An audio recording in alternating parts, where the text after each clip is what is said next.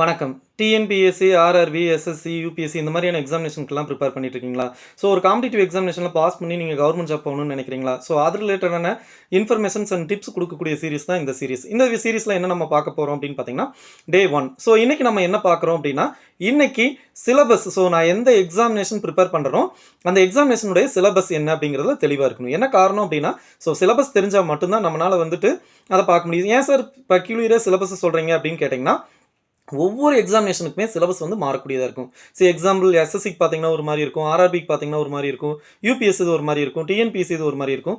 டிஎன்பிஎஸ்சிலேயே வந்து பார்த்தீங்கன்னா, குரூப் 1க்கு ஒரு மாரியான பேட்டர்ன் இருக்கு. Examination pattern. குரூப் 4க்கு ஒரு மாரியான எக்ஸாமினேஷன் பேட்டர்ன் இருக்கும். ஸோ உங்களுக்கு இந்த நியூ இயர்ல உங்களுக்கான எக்ஸாம் எது அப்படிங்கிறத டிசைட் பண்ணுங்க. அதுக்கான சிலபஸை ஃபர்ஸ்ட் எடுங்க. அதில என்னென்ன படிக்கணும் அப்படிங்கிறதுக்கான ஒரு பிளானை ரெடி பண்ணுங்க. ஸோ இந்த மாரி யூஸ்ஃபுல்லான இன்ஃபர்மேஷன்ஸ் உங்களுக்கு கிடைக்கணும் அப்படின்னா நம்ம சேனலை சப்ஸ்கிரைப் பண்ணிக்கங்க. Thank you.